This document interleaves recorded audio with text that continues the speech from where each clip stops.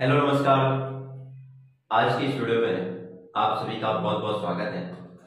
आज हम बात करने वाले हैं इस वीडियो के अंतर्गत क्लास 10 की जो साइंस है उसका चैप्टर नंबर 5 बहुत इंटरेस्टिंग रहने वाला है। और इसमें से या आज की जो इस वीडियो है इसमें से जितने भी इम्पोर्टेंट जो हमारे पास रासायनिक अभिक्रियाएं हैं उन सभी के बारे में आज की इस वीडियो में हम बात करने वाले हैं।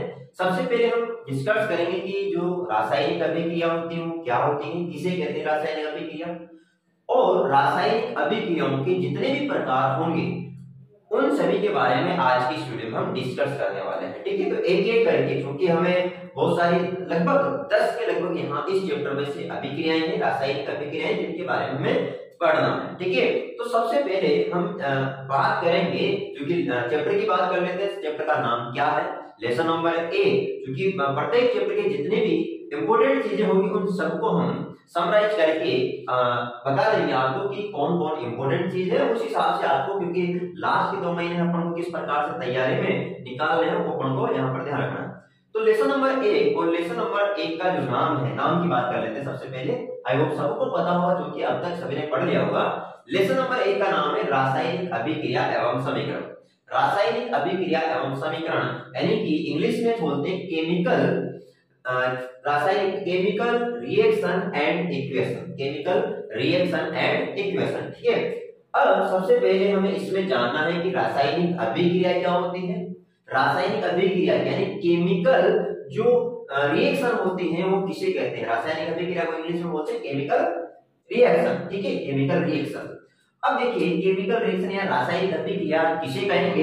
तो यहाँ पर हमने कहा है कि जब किसी पदार्थ में रासायनिक परिवर्तन होता है, जब किसी पदार्थ में क्या होता है? रासायनिक परिवर्तन, यानी कि ध्यान समझना, हमने कहा कि जब किसी पदार्थ में क्या होगा? रासायनिक परिवर्तन होगा, रासायनिक परिवर्तन होगा यानी केमिकल चेंज, केमिकल चेंज होगा, केमिकल चेंज होगा तो उसे हम कहेंगे, जब किसी पदार्थ में रासायनिक परिवर्तन होता है यानी केमिकल चेंज होता है तो उसे हम रासायनिक अभिक्रिया कहते हैं। केमिकल चेंज होगा यानी रासायनिक परिवर्तन होगा तो उसे हम रासायनिक अभिक्रिया कहेंगे। अब देखो, जो परिवर्तन होता है आप सभी को पता है, परिवर्तन 2 प्रकार का होता है। एक तो होता है भौतिक परिवर्तन, एक तो होता है भौतिक परिवर्तन यानी कि बाह्य स्वरूप में, यानी किसी भी वस्तु के बाह्य स्वरूप में जो चेंज होता है वो भौतिक होता है। और दूसरा होता है रासायनिक परिवर्तन। रासायनिक परिवर्तन यानी कि जैसे कोई गैस निकलना, इसके अलावा किसी अवक्षेप का बनना, तो वो रासायनिक परिवर्तन के अंतर्गत आ जाता है। ठीक है, तो हमने यहाँ पर कहा रासायनिक अभिक्रिया की परिभाषा अगर आपसे पूछी जाती है तो जब किसी पदार्थ में रासायनिक परिवर्तन होता है यानी केमिकल चेंज होता है तो वहां पर हम कहेंगे कि रासायनिक अभिक्रिया हो रही है। अब इसके कुछ एग्जाम्पल यहाँ पर है, जैसे हमारे पास मैग्नीशियम की छड़ होती है। ठीक है, मैग्नीशियम की छड़, बोला गया है कि मैग्नीशियम की छड़ को वायु की उपस्थिति में जब हम जलाएंगे, बर्न करेंगे, मैग्नीशियम की छड़ है इसको वायु की उपस्थिति में, वो वायु की उपस्थिति में जलाने पर मैग्नीशियम ऑक्साइड, क्या है?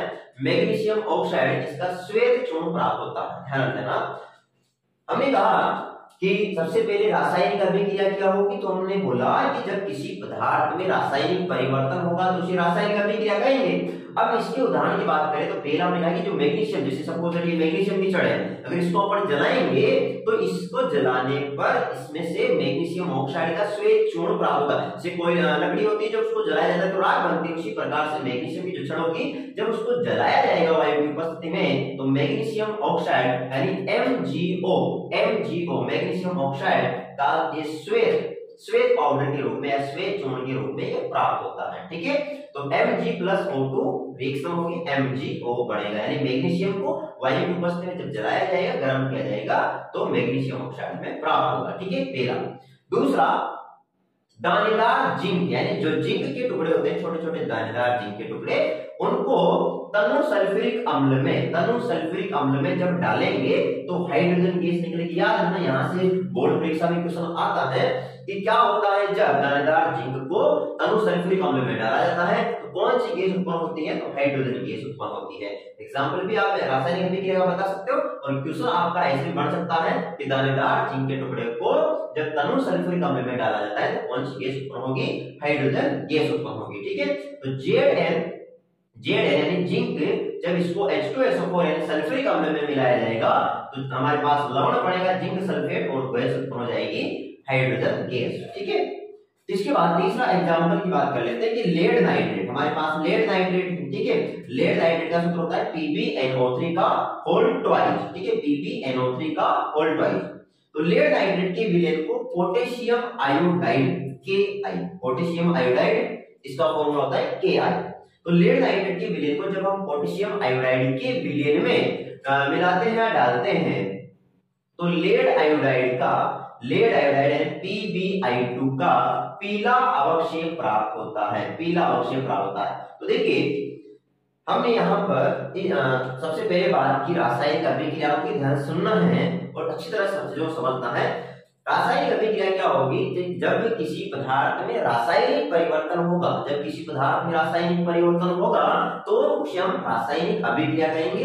रासायनिक अभिक्रिया के उदाहरणों की बात कर लें तो नंबर 1 पे बताना है कि मैग्नीशियम की छड़ को वायु की उपस्थिति में जलाने पर मैग्नीशियम ऑक्साइड का श्वेत चूर्ण प्राप्त होता है।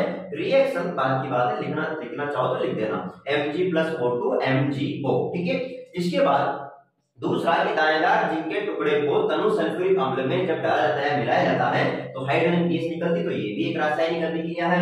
इसके अलावा लेड नाइट्रेट के विलेन को जब पोटेशियम आयोडाइड के विलेन में डाला जाता है या मिलाया जाता है तो लेड आयोडाइड का पीला अवक्षेप प्राप्त होता है। ठीक है, तो यहाँ से एक क्वेश्चन ये भी बढ़ रहा है कि क्या होता है जब लेड नाइट्रेट के विलेन को पोटेशियम आयोडाइड के विलेन में मिलाया जाता है। तो हमें बताना है कि जब लेड नाइट्रेट के विलेन को पोटेशियम आयोडाइड के विलेन में मिलाया जाता है तो लेड आयोडाइड का पीला अवक्षेप प्राप्त होता है, ये ध्यान रखना है आपको। ठीक है, तो अभी हमने बात की रासायनिक अभिक्रिया क्या होती है, इसके कुछ एग्जाम्पलों की।